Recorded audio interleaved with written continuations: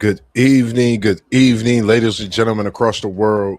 We coming at you with a different flavor this evening. We do apologize for the upload as far as in the post that went out to let you all know we would be live yesterday evening. We apologize. We'll be back, and we back with another banger. So we gonna do it a little different. I'm introducing post game of post game sports coming from South Bend. Bend and Air is always a little different with the way we bringing the introductions in this evening. How you doing this evening? Post game of post game sports. Man, I'm feeling marvelous, my brother. How you feeling this evening, I should say. Man, feeling pretty good, man, and just ready to come and give the people what the people been waiting to see. They've been waiting to see what we've been thinking, what's been on our mind, and so many things that's been going on in the sports world. And another weekend and a week that it was of great sports all across the world. But this week, we talking part 5 of What If Wednesdays. And with this series, I did it a little different. I didn't take it back in time, but I brought it up to speed with the times that's going on today. And I just brought up 3 players that I feel has been talked about so much, throughout these last few years in the NBA. Anything you want to say to the people before we get started this evening, Post? Yeah, man, I thought you was gonna let me introduce you, man. Yes, Anyway, sir. ladies and gentlemen, this dude, Mossburgh of Level Up Sports 10. What it do, brother? Feeling pretty good, man. Feeling pretty good. How about yourself? And I'm gonna let you take the mic as we doing what we do. It's called a co-host this evening. I'm doing pretty good. Feeling great. It's been a rainy day here in the city, but now it's settled down and it is very chill this evening. Yes, sir.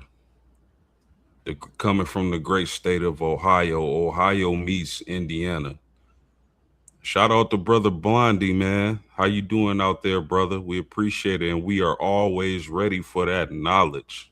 Yes, sir. Yes, sir. That's the encyclopedia in the chat, man. And when I got the message from him today, and he was like, "Are you guys going live?" I said, "Yes, sir. We are going live tonight, 7:45, 8 p.m. We gonna be on, and we gonna be talking and doing what we do. As we gonna try to do this for the first time, we gonna try to hit y'all with a little bit of the co-host tonight with Moss and Post, Post and Moss, however you want to call it. So the first topic, Post, I'm gonna slide in with this one, and I'm gonna hit them with a what if that I've been thinking about for a couple days, couple weeks, even when I started this series. And I thought, what if on the NBA side, Nikola Jokic averaged a triple double next season?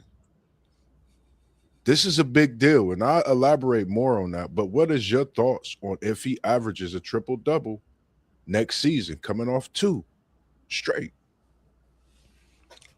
I mean, it will be an incredible feat because I think the only player with three is Russell Westbrook.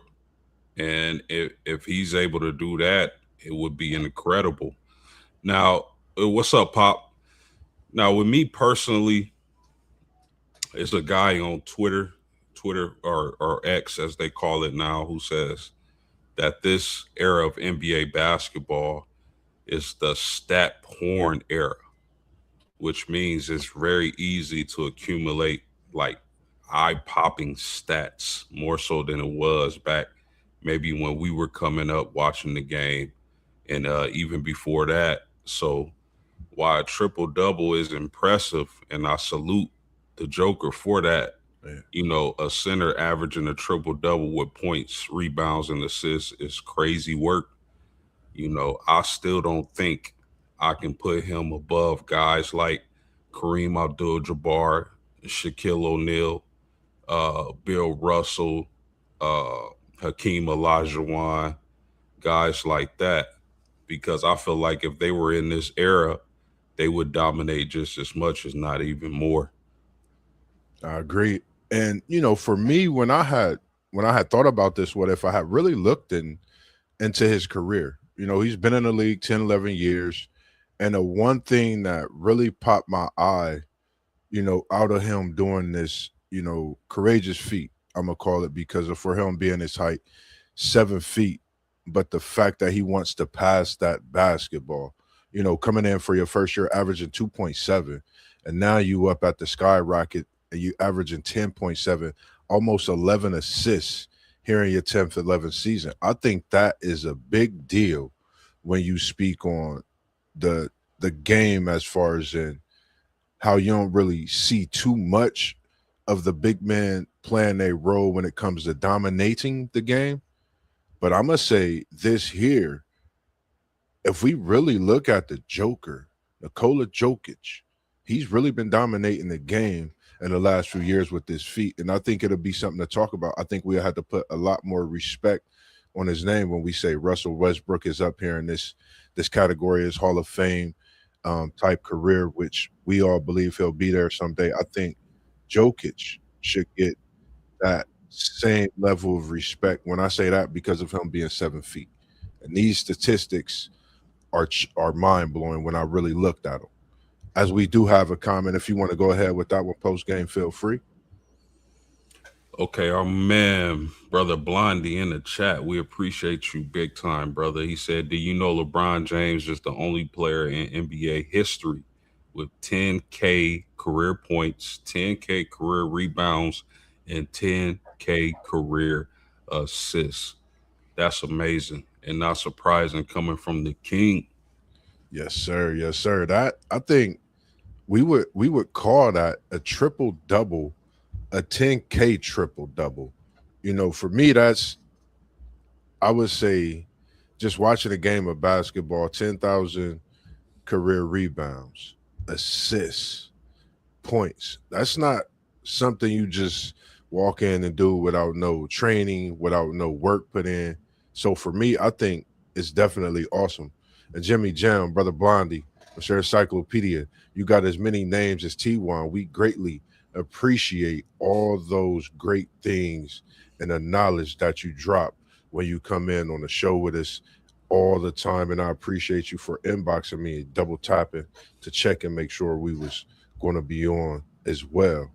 And speaking of players in the category of Nicola, LeBron, when you talk about greats, the next one that could do what they do best. I've been watching these playoffs as if as yourself posts. I thought about this. What if KD, even before the series, and it was after the check it or respect that great show you had, what if he loses this series to a Luca 15 less Lakers team? We all can't forget that he got the king on that sideline with him and Reddick. But what's your thoughts on this one? Yo, Moss, if I mean, to me, this is the worst thing that could happen to Kevin Durant as far as his legacy goes. Losing this playoff series to the Lakers without Luca and without Reeves, bro. That would be a ugly stain on his career because it's already like, yo, this dude only got it done with Steph and Clay and Draymond, those in the Warriors teams. He couldn't get it done with Westbrook. He couldn't get it done in Phoenix, so on and so forth. So if he loses this series, which I don't believe this series is over, I'm happy my Lakers are up 2-0. But you know the old saying, a series doesn't start until somebody wins on the opposing team's home court. So the Yes, Lakers sir. has held home court, so that's a great thing. But the Houston Rockets will have something to say when that series goes back to Houston. But KD, I mean, a lot of people are going to say overrated, man. I hate to say that because I'm a huge KD fan. I love his game, but if you can't get it done against a 41-year-old LeBron James, and again a Laker team without Luca, without Reeves, that's going to be a bad look, man, and people are going to get on you for it. So maybe they can turn it around. I don't know. I thought Houston would play better than they've been playing, but 9 turnovers in last, and I know he coming back from injury, so you got to give him a little bit of grace, but 9 turnovers in that game is not going to get it done. So we'll see if they could kind of shift the narrative in the series when they return home to Houston. Yeah, yeah, I agree. And we got more knowledge coming in from Brother Blondie, Encyclopedia, and so many more names. He said LeBron James is a perfect 24-0 in a playoff series when leading 2-0. That's something I honestly didn't know. And I think we get to see LeBron go on the road this next game, or will he be at home post game? Because I honestly haven't been looking at the at or if they at Houston or if they at LA. I just been seeing it in my notifications and locking into the score and just checking into the highlights a little bit. But I think Houston's in trouble. I think your Lakers is out to prove something.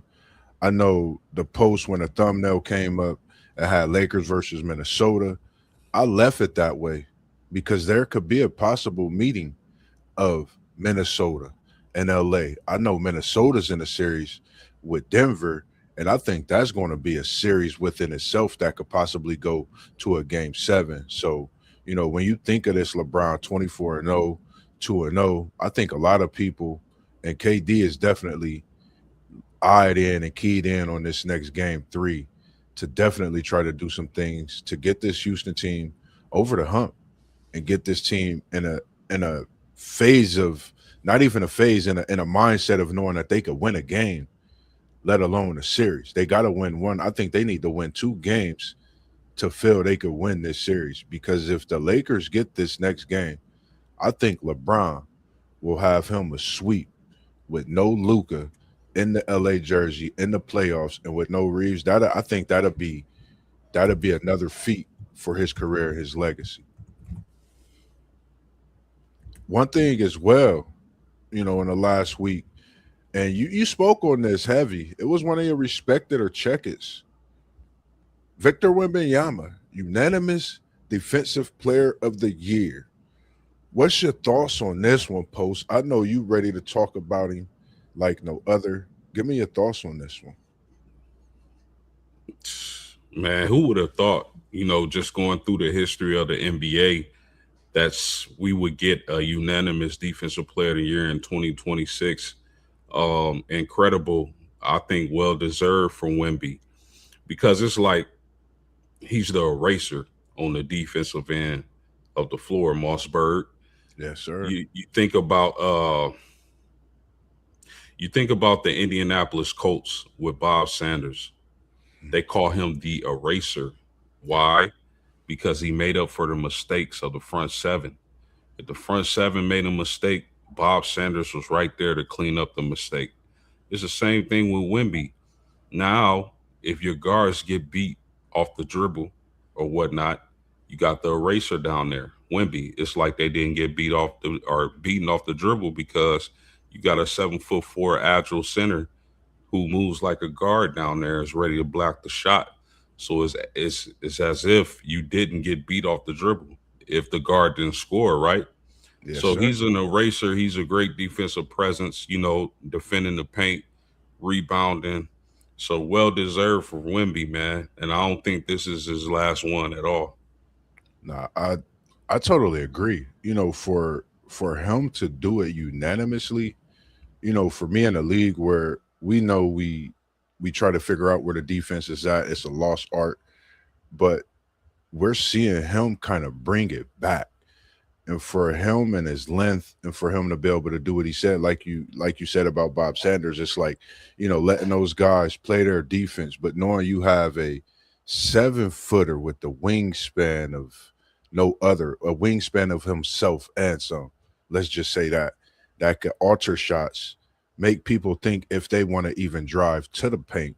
But even when they get there, looking back, and if they're going to the cup, not looking back, he's still there. I think, when what we seeing in Victor Wembanyama is something special, something that, for the kids today, with us, we seen Shaquille O'Neal. For the kids today, they're seeing Victor Wembanyama, athletic, agile, that does all the things they like, the dribble bags, all those little things. But don't slip up on the fact that he was unanimous and his defense that he played throughout the whole year. That's why he's defensive player of the year, because he did that the whole year. And it was a thing that he prided himself on. He pushed himself. If he didn't do it one night, he made sure that he got out there and put forth that much effort and more the night, after that. So it was just a good to see that as well. Got another comment rolling in as well from Brother Blondie. Said the Lakers lifetime is 45-1 when leading 2-0. The only team ever to beat the Lakers being down 2-0 was in 1993 when Charles Barkley and the Phoenix Suns won the series 3-2. And Mike said, nah, we need that three-peat. I remember that one very well.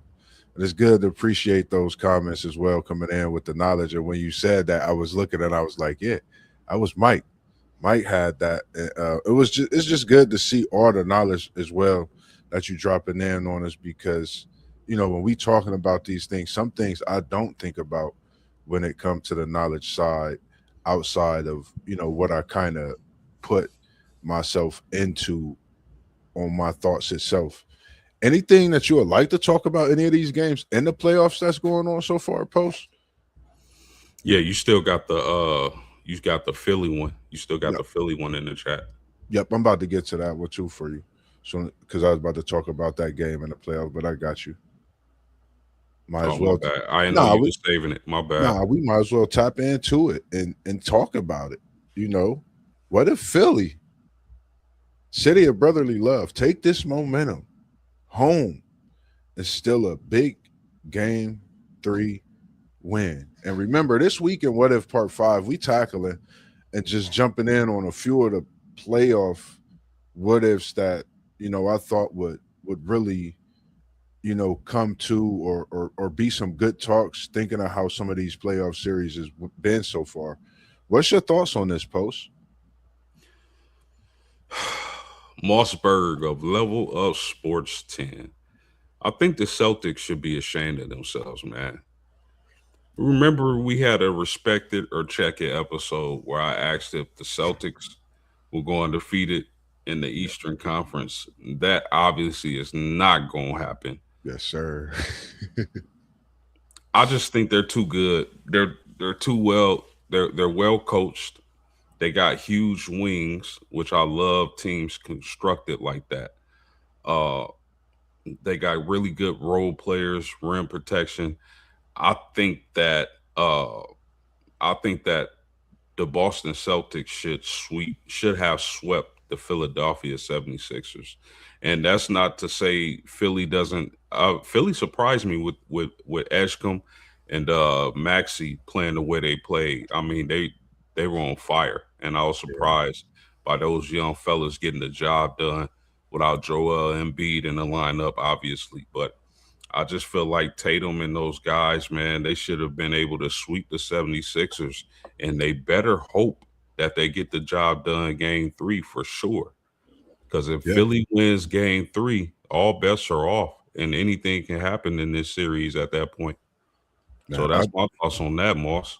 What you Yeah, got? man. I'm over here.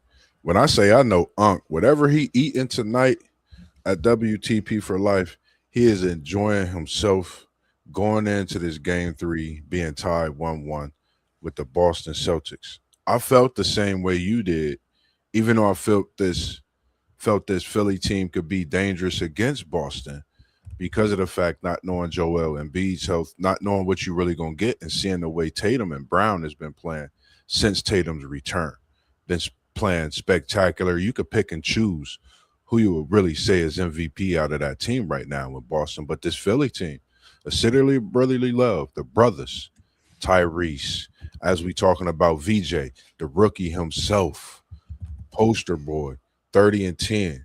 And then you got Paul George out there looking like himself, dropping in 19 points. And when you get that and you mix that with a healthy Embiid, I think this is the series out the East that just might go 7.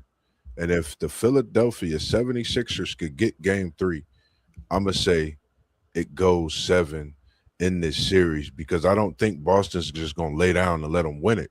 But I think that's going to push that momentum to possibly win the series. But I could definitely see a game 7. And boy, I tell you, if VJ Edgecombe stays on a heater like this, I might just take Philly in 6 post game because this boy is special.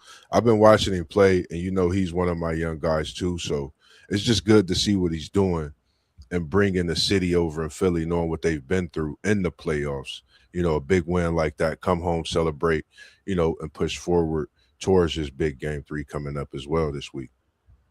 No doubt about that, man. Our man, brother Blondie, is cooking in the chat. He said, Boston Celtics are okay, but their biggest problem is that they live and die by the three."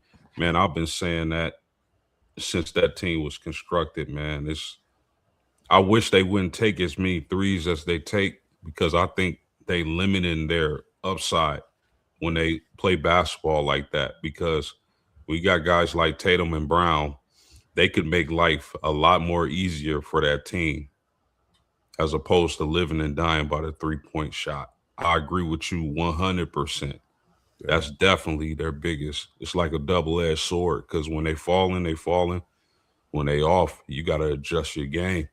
yeah, and it's tough to adjust that because they used to that Jalen, that Tatum, when the ball is in them hands and if it's swinging and that three's not dropping, they got to go to those 2 guys to try to get those buckets. And majority of the time, they're not going to take those 3-point shots if they not falling because they not possibly trusting at that point the shot to fall from them taking it. So it's a great point as well. And then he said, what if Joel and B can stay healthy?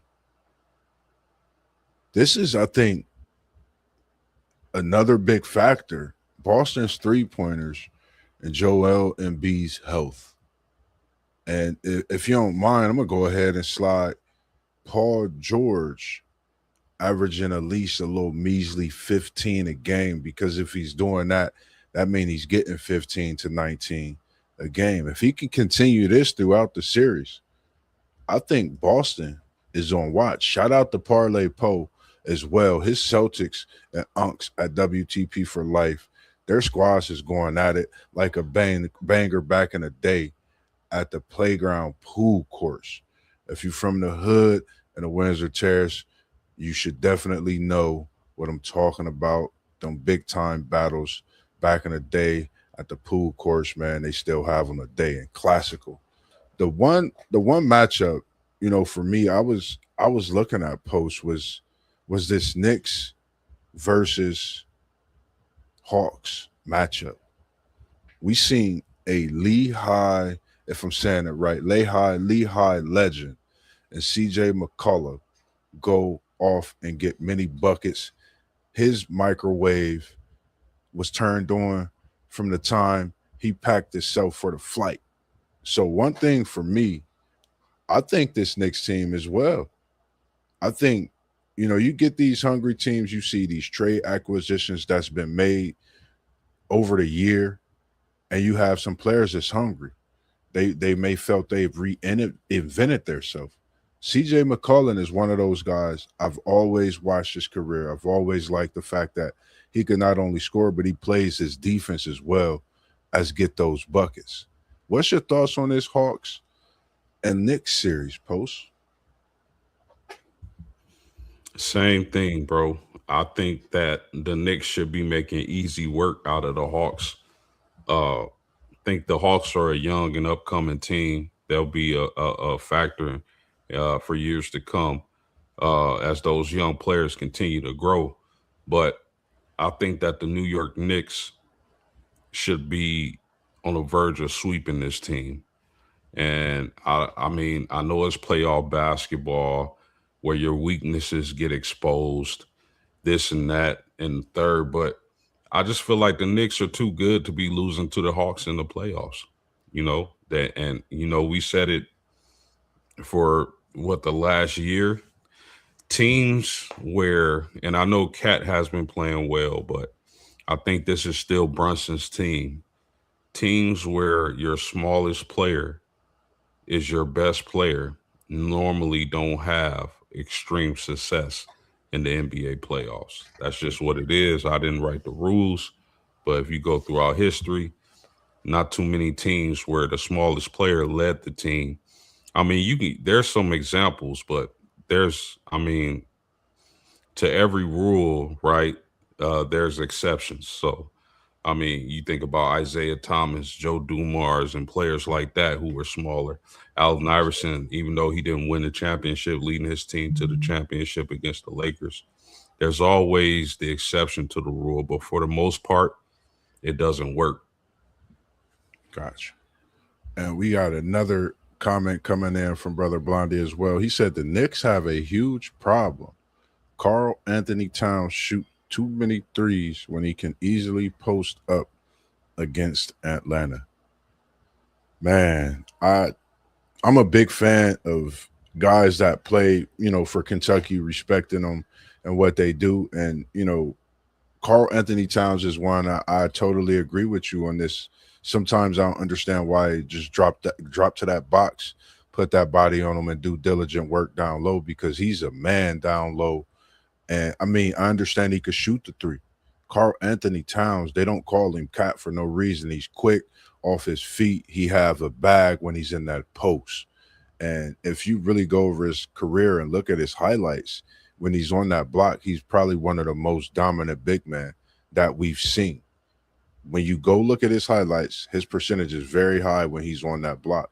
When he steps outside of the paint, that makes his game, you wonder, is he that dominant of a player or is he not, trying to go get that physical side down low. Sometimes I've wondered that myself, but you know, great player, in my opinion, all-star and more.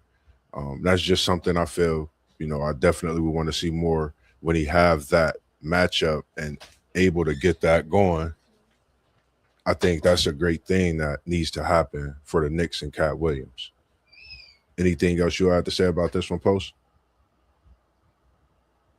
Nope, I just agree, man. I also believe he takes too many threes. If he would focus on that paint a little bit more, I think they would be in better position to get out the East. But we know he won't do that. Yeah, I totally agree with that one, man. The one he said, and the next he said, if the Knicks lose, Mike Brown will be out of a job. And if the Knicks lose this series, he might be out that job before he get to the locker room. I think if the Knicks lose this series, I think he not only loses his job, I think that whole team breaks up. I'm talking a whole offseason overhaul. And I've been looking at this with this Knicks team. Do they have enough when it comes to having that big man down low to go against if they got to that point in the finals, going against an opponent in the West or just getting through the East, as we are talking about right now. When you have that matchup, you got to take advantage of it until they stop it. If it take them all day, if it take them to the fourth quarter with a minute left, guess what? We gonna rock it till the wheels fall off, Post. That's what we gonna do. If you down low, Post, and I'm giving it to you, and I don't need no spot up three, you down there eating. And we talking about fish, we talking about egg rolls, we talking about some of that good steak. I forgot what they got in Indy, but I smelled barbecue when I was down at South Bend, so I know they got some of that down there. I'm gonna keep feeding you all day long, nonstop until they stop it. So I think the Knicks need to do this game three and they got to get to it because you're talking about a hungry Atlanta Hawks team, and if they smell blood, I'm gonna say they're gonna be like piranhas. They taking every little bite, and it's going to amount to the next organization firing that coach and going through a change of everything in that locker room. Said Giannis in a Knicks uniform next season. The Big Apple would not have seen a star. I would say if Giannis come to New York, Post, when you talk about big man in New York, that just instantly made me think of, if I'm not mistaken, not having a big man that dominant since Patrick Ewing in New York. Yeah, I mean, I definitely think Giannis is out come next season. when you talk about Milwaukee. The New York Knicks, I don't know, man. I don't know if he wants to play in New York. It makes sense to me, but I don't know if he wants to play in New York. I like what you're saying too. It's crazy, man. With this NBA, you just don't know. One team, one player will go one way, team go this way. I mean, it's so many different things. And we gonna stay right on to the NBA. We're gonna go over to that Detroit and Orlando series. They got game 2 going right now. The Orlando Magic stole game 1. They came in, they rocked out, and I think this is a team. I'm gonna say it again. And I think when we look at this year's playoffs, if you can look at some of the matchups, you have some teams that haven't been in the playoffs in a few years. You have some young talent that's making a name for itself. Like a team Atlanta versus New York. Some of that young talent, some talent that's been moved around throughout them being a top lottery pick. And in this game, in this Detroit Orlando, some of the same things. Bankero for Orlando. You have Black for Orlando. You have a couple young studs that could really change this series. And I think for Detroit, me being a big Cade fan, I know he's just coming back, getting his legs up under him, things like that. But I think they have to get to it. I know it's been 13 big years. Getting here is great, but getting the win and getting the series win would be greater, not just for the city, for the organization. I think for Cade Cunningham, you'll be beating, a Orlando team. They have been going through this rebuild. They've built a great team. Not to mention they have Bain as well in Orlando now. So when you have a Black, Bain, and Bankero, the 3 Bs, and we ain't talking about the ball boys, we talking about these guys over in Atlanta, Orlando. No disrespect, but I'm just saying they could go, and I think it's a great series. I think we looking at some of the best young talent in this series. That we'll be talking about years to come. What's your thoughts?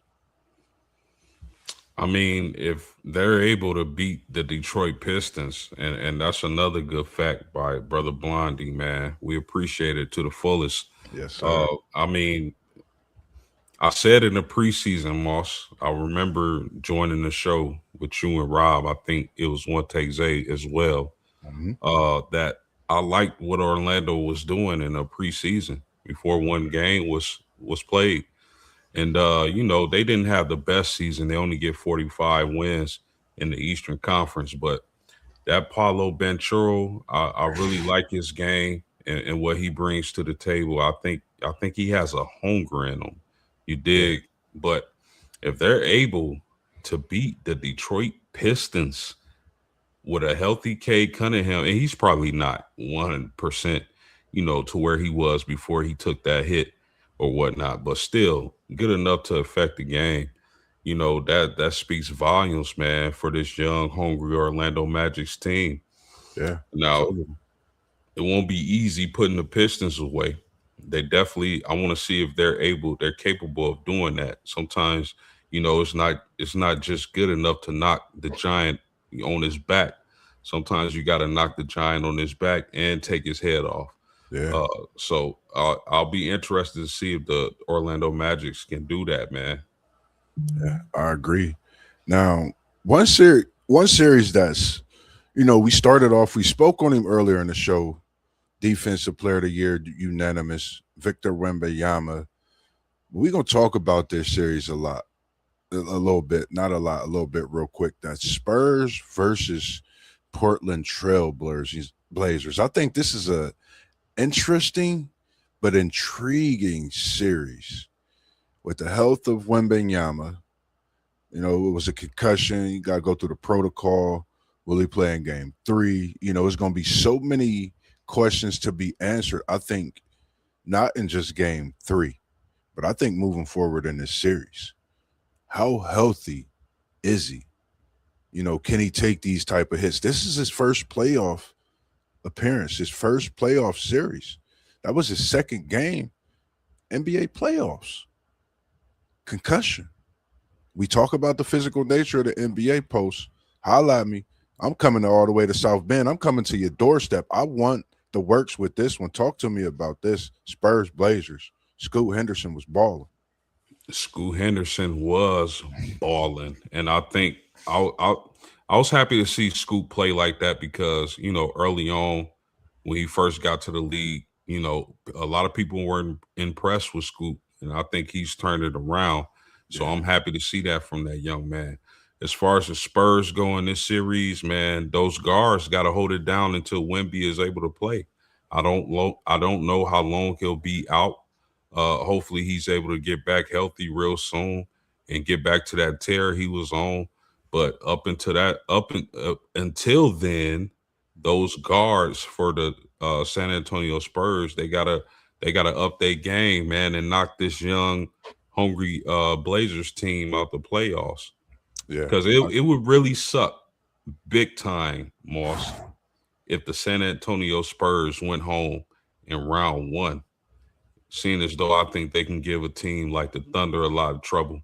yeah, Maybe even the Nuggets if the Nuggets are able to advance past the T Wolves. So that would really suck as an NBA fan.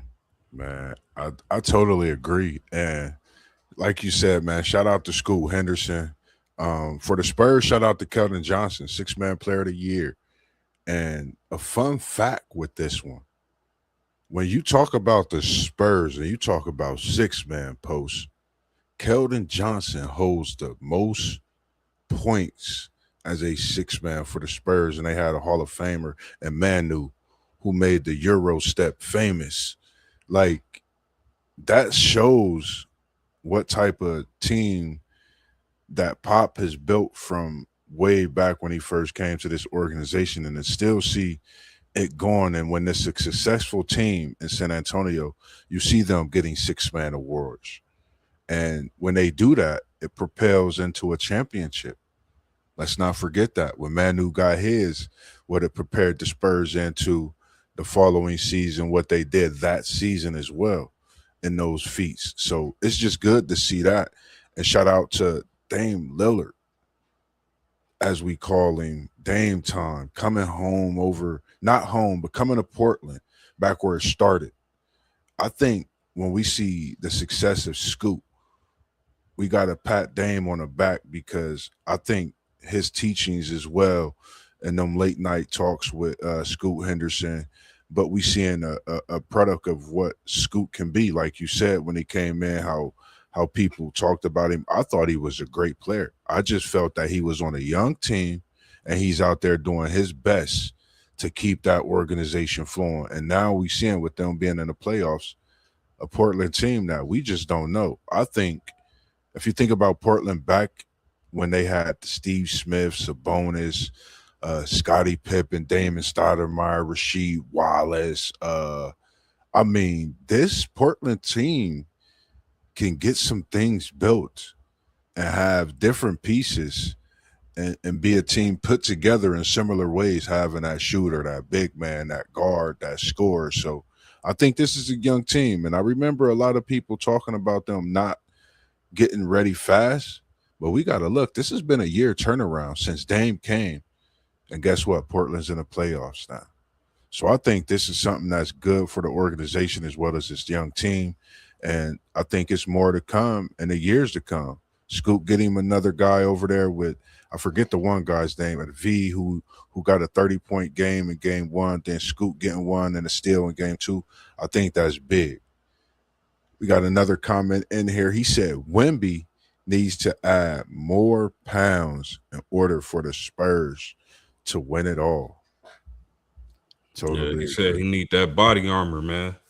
Yes, sir. Yes, sir. And we ain't talking about the strawberry banana, the blueberry grape body armor. We talking about that body armor, that weight room, man. And I think I would love to see him put on a few more pounds. I think we only seeing a smidget of what he really could be. I think he could bring the dominant big back the way he gets that ball mid range and works his way to the rim. I would love to see a big man dominant, and we seeing some moves from him when he do have the ball in that post as well. The the next game that I want to step into real quick. I don't think it's going be much of a series post. I'm gonna mention it. OKC Phoenix, It's a wrap. and we ain't even chewing bubble gum. We just putting that wrapper on it. We'll see y'all in the second round. Shy and gang, continue to do what you do and be great. No disrespect to Phoenix. I just don't think that they have half of what it would take to battle in a 3 game series that counted for careers in this with OKC. I think OKC is just a different team. I don't think Phoenix is ready. I would have rather seen Curry go crazy in that fourth quarter and get the win and be playing in this series, game 2, and it would have been tied 1-1. And the last one that I'm gonna speak about is this Cavs versus Toronto Raptors.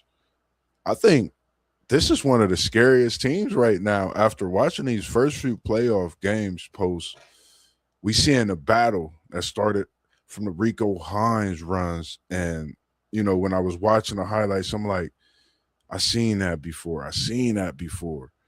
I remember watching the Rico Hines runs and watching them bang out with each other. Man, Harden getting the best of him right now. What's your thoughts on Harden versus Scotty Barnes, Cavs versus Raptors? Cavs got a Harden, Mobley, Mitchell. They a problem. They up 2-0 right now in they series. What's your thoughts on this one? It's a wrap. Man. It's a wrap. Listen, I thought highly, a little bit higher of the Toronto Raptors coming into the season. I thought, the way they were constructed, I liked it a lot. A lot of versatile forwards, some length, some matchup problems. I just don't think they've been able to put it together. But I like them a lot coming into the season. Not so much now, but I mean Cleveland with that Harden and what's my man name? The Spider and Harden. That backcourt is kind of lethal, bro. And Yeah. Mobley doing his thing. So I mean, I like this Cavs team, man. I think they can go as far as they want to go. I think they ended the season. I was disappointed how they ended the playoffs last season. I thought they would do better, but adding James Harden and shout out to brother Blondie, happy 20 to Cleveland. Jared Allen, yeah, Jared Allen is a dude down low as well. But I think Yeah. it's a wrap for Toronto. They'll probably get swept by the Cleveland Cavaliers, and that Eastern Conference. If Boston is in trouble, you can roll out the red carpet probably for the Cavaliers, man. Yes, sir. I totally agree, man. And you know, I was just watching that game and that highlight, and when somebody slapped the floor post, when you hooping and you slap that floor, that mean you ready. I mean you trying to you ready for all the smoke. You want to do whatever it's gonna take to get out there. And I think Harden out there getting the best of everything that's owed to him, if you really think about it. Yeah, Everybody always talked about Harden, what he gonna do in the playoffs, what would he do with this, what would he do with that. He yeah, seems to be that last player that's gotten with a team that has some young talent. yeah. And I think we seeing something special. I'm loving what I'm seeing out of Harden. And I'm Hmm. not talking about Mickey D's, but I love the coffee, man. Man, hook me up, man. I would love some of that every time we get on the stream. But for me, it's special because we not seeing that 24/7 dribble Harden. We seeing a different Harden, a Harden that's running that floor, playing the ball, playing defense. Now, when you see James Harden playing defense, he's having fun. So when you see that, I think that elevates not just the team, that elevates his play, but that elevates them to want to play even tougher for a championship. It changes the narrative in that locker room. Like we didn't know that's what we was getting compared to the season to the playoffs. So I think we looking at a version of Harden that a lot of people are getting answers to their questions when that trade happened. That's just my thoughts when it But comes you to know that. what? You know what, Moss? There's nothing funnier than seeing somebody slap the floor and then get scored on anyway. Yeah, yeah, and it's like I didn't mean to get away from that. I'm glad you mentioned that because when he slapped the floor, I'm like, last time you slapped the floor, y'all got a game winner. So if you slap the floor, that means you got to take this team to the promised land and get a W. But it didn't happen that way. Harden said, "I remember," and he pointed at him. I mean, the whole nine. When I'm watching this highlight, I'm like, I don't know. This might be a dangerous Harden, and we not talking about in his prime. We talking about as some think his career has declined, but I think it's on the uprise for the right reasons to try to get this championship. So I think this Cavs team is probably the scariest team right now out east in these playoffs. And coming in, I don't think a lot of people had Cleveland as the team to beat. Right now, I'll go ahead and put Cleveland as the team to beat in the East. Got had another comment coming in as well. He said, once again, thank you for having me on your program. Man, you know, any day of the week, you can jump on this program. We'll pop your screen in here with us any day of the week. We not gonna hold y'all. We got y'all and, with football. and he absolutely right. Giannis Giannis does prefer to go to New York. You absolutely right about that, my man. Oh, so it did. So he did say he preferred to go to I New thought York. he didn't, Oh, but wow. but he's correct. He does. He will go to New York. So that's interesting. With that being said, because I did look at some things and I know it's changed over the months. Then, if the Knicks lose this series, everything goes. Giannis comes in and they build around Giannis. Do they get rid of Brunson? You know, they say he's the king of New York. It's just so many answers, so many questions that would need answers. And I'm saying immediately, if New York lose that series for sure.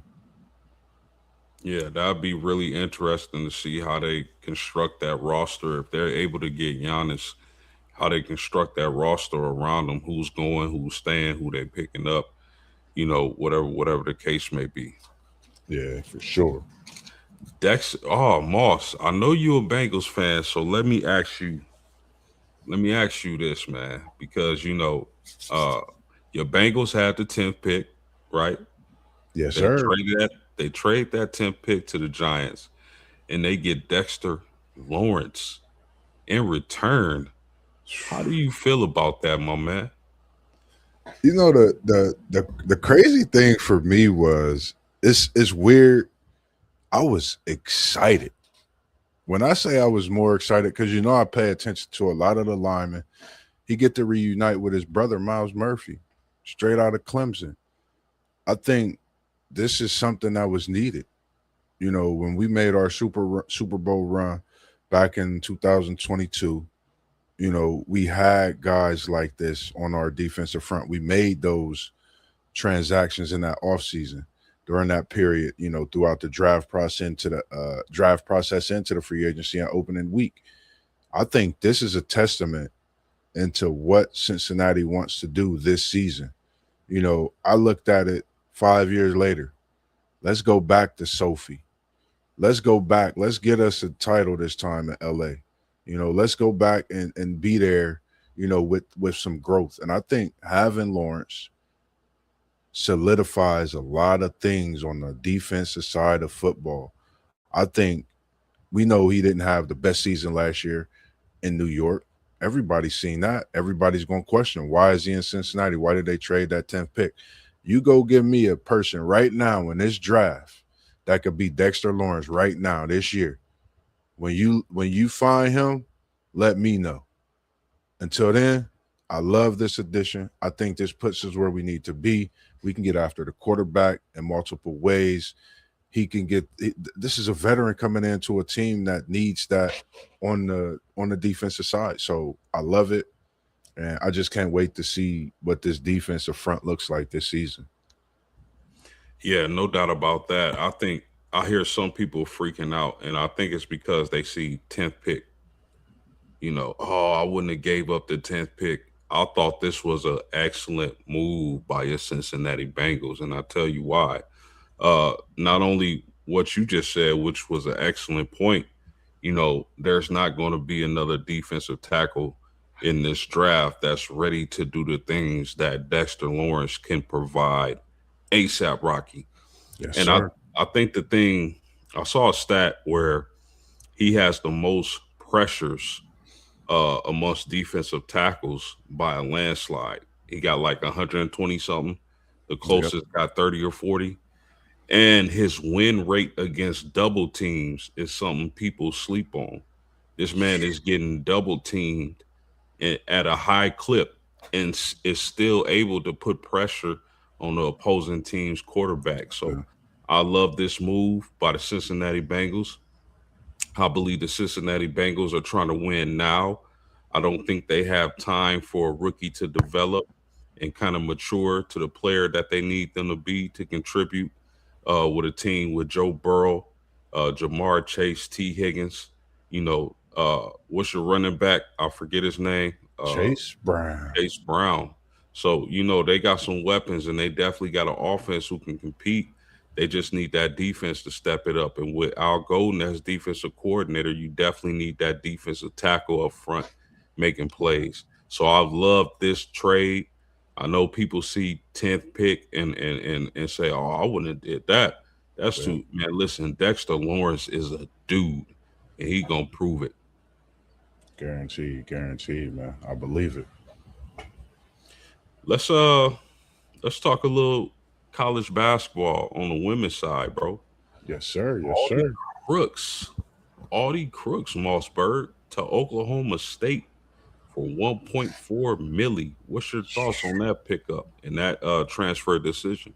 Man, that's 1.4. That's a WNBA contract. Post. That's a max contract on the WNBA level. I think this is big business. I think, the one thing I looked at is what made her go to Oklahoma State. You know, is it the workout that she's going to get? I think we about to see a different Audi.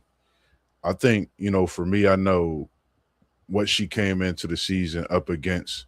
When everybody speak about her weight, I think she's actually going to do what's needed. I think she's already been getting that work in. I think this is another reason she came to Oklahoma State. They lost twice against them during the regular season last year, but she still played well. I think she could get with this team that was fourth in the Big 12. I think they could get up to second, possibly first in the Big 12 this coming season. We just don't know.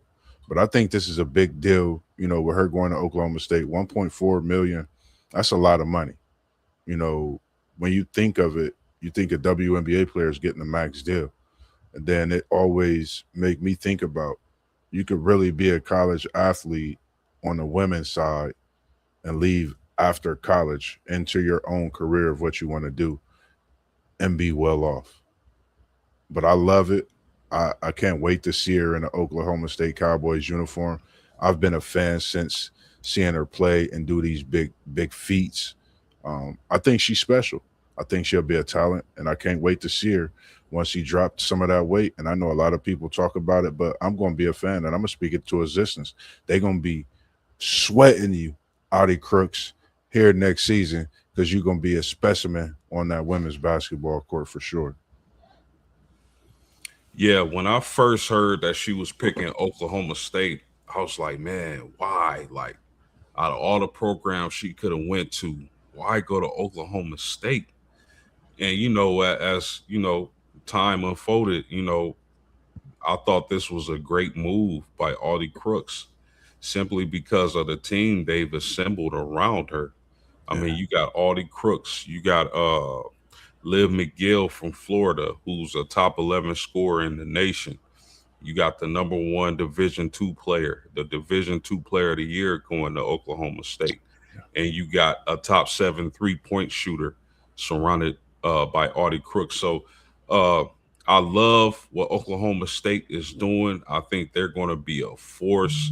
I think Audie is going to have a huge year. I would like to see her work on that defense, get some more rebounds, or be more dominant be a more dominant rebounder because we all know that one on one in that post, nobody's stopping that young lady. So I just want to see her, put more effort in on the defensive side of the ball and become a more dominant rebounder.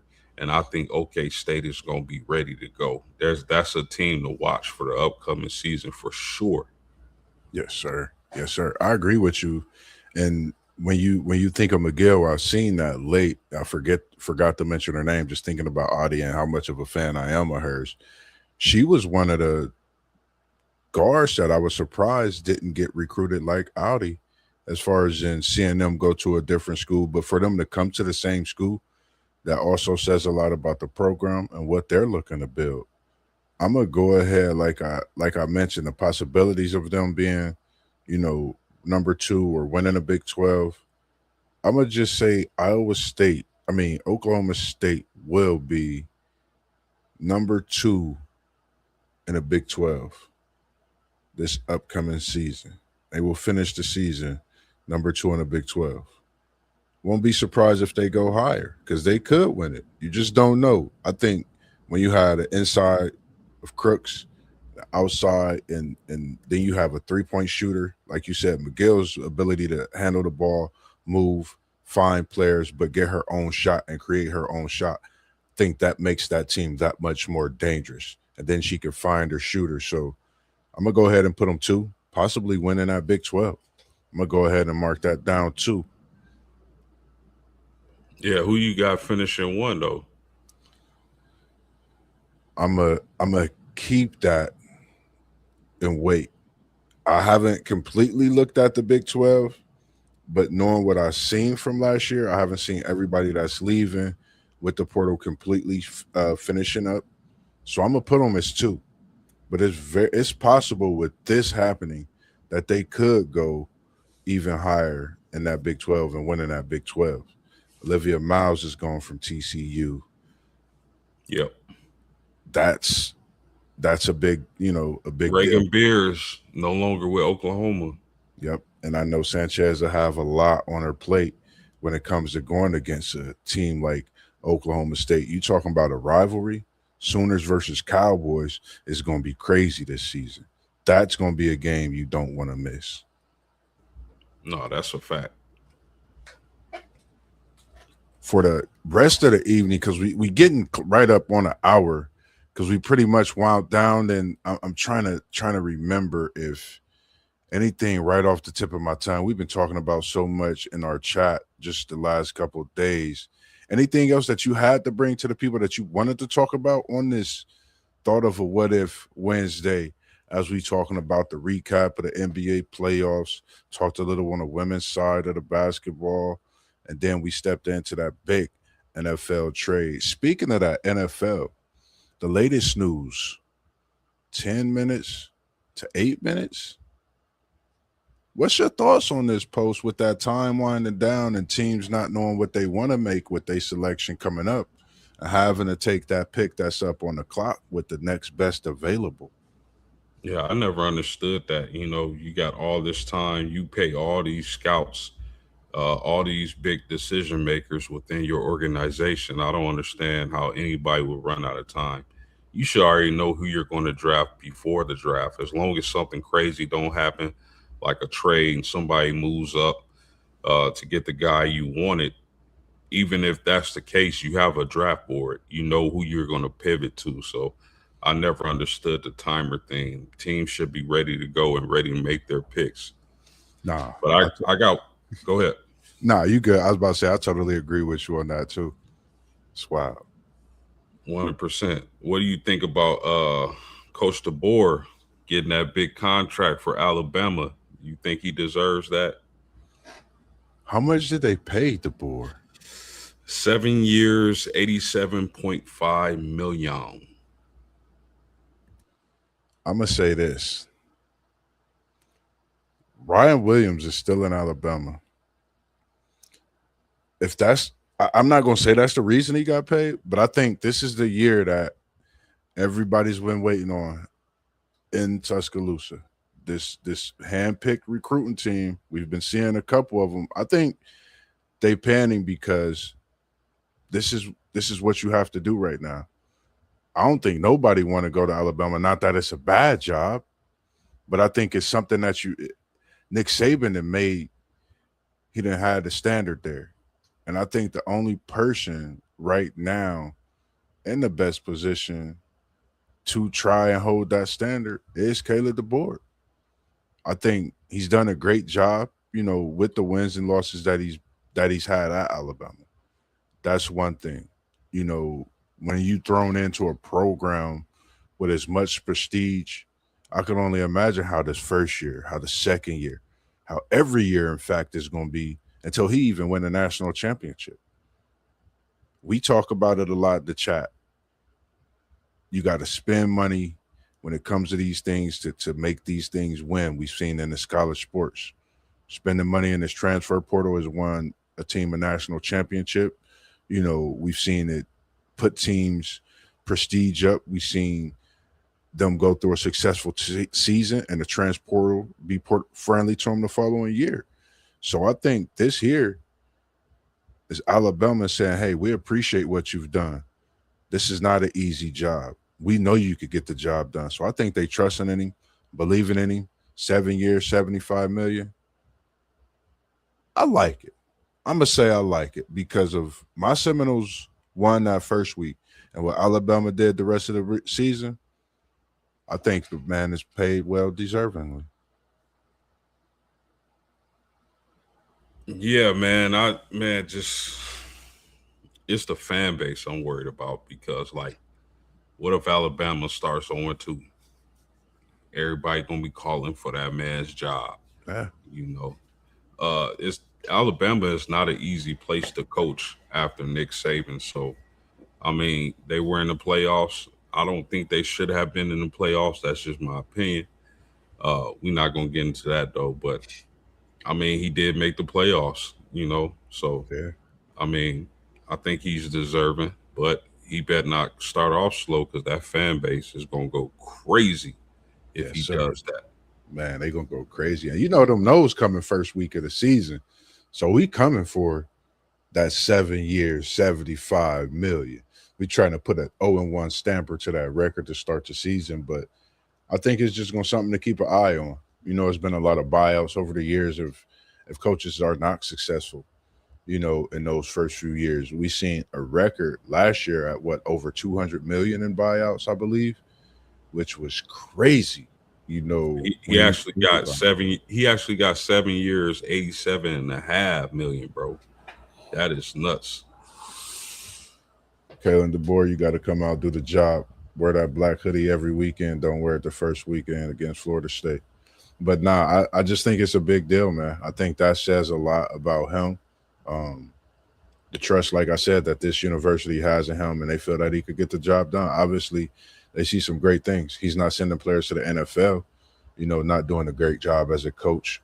I think that's something that when we do coach is overlooked.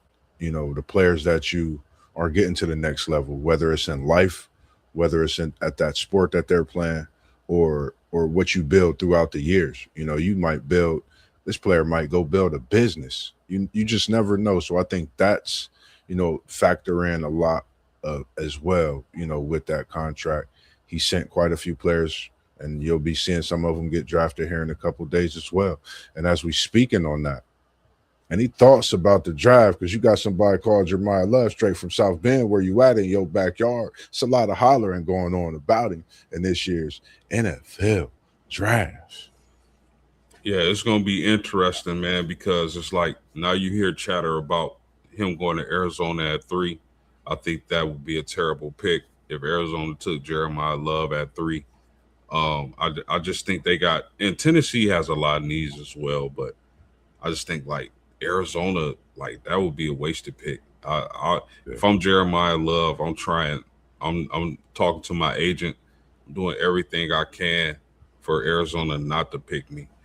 I think the best spot for him outside of a Kansas City, which is not going to happen, is definitely Tennessee.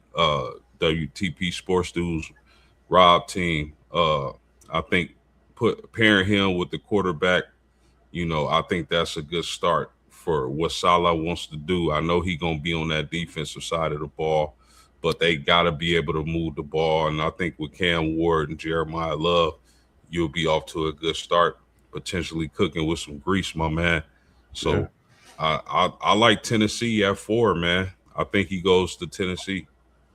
I like it. Me personally, that's what I like. I like that pairing with Cam and Love. I think it just goes to show a lot. You know, it answers a lot of things both of them have faced throughout their career. Both of them having that strong family bond, and that ethic being big. And I think what Jeremiah could bring is some security to Cam, knowing he could get that ball to somebody in the backfield. Nothing against the running backs that's there, you know, but these young guys, when they're drafted in these ways, these are some of the things they look at. You know, that's just how it is, and I think it'll fit perfectly. Him in Tennessee, doing great work with Cam, and that defense I think could come right on along. I think they got quite a bit of money out there, as we call it, munyon, cheese, keeping it cheesy as you do. They got quite a bit of them dollars to make something happen. I think when it comes to the free agency as well. So you know, outside of that, I'm just looking at the picks, of course, that my Bengal got second, third, um, fourth, couple sixth round, I think seventh round picks. I think we definitely gonna make some things happen in the draft, and always I'm looking for that fifth or sixth rounder. You know, that fifth or sixth rounder that's definitely going to be something that first year, if not Pro Bowl second year. We've seen that in the last few years, so I'm definitely looking forward to that. Anything else you got to say this evening? We just a little bit over an hour, just a tad. No, man, that's man. All as always, great working with you, my brother. Man, it's nothing better than I look at it like it's crazy because this is our job. You know what I mean? I love coming to work. Um, I think I talk more working here than I do at my other job. But I love when I talk here because it's what the people want, what they've been waiting for, and I don't mind giving it to them straight. You know, my opinions fully straight, no chaser, as they said, man. The best in any way we want to bring it to them. Anything you got coming up to this week you want to let the people know about? Yeah, make sure y'all here, same place, same time tomorrow, man. We're gonna be reacting to the NFL draft picks. You don't want to miss that one. It's gonna be fire. Make sure you like.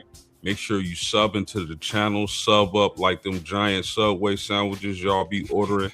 Make sure y'all sub to to the sandwiches, to the channels, man. We working.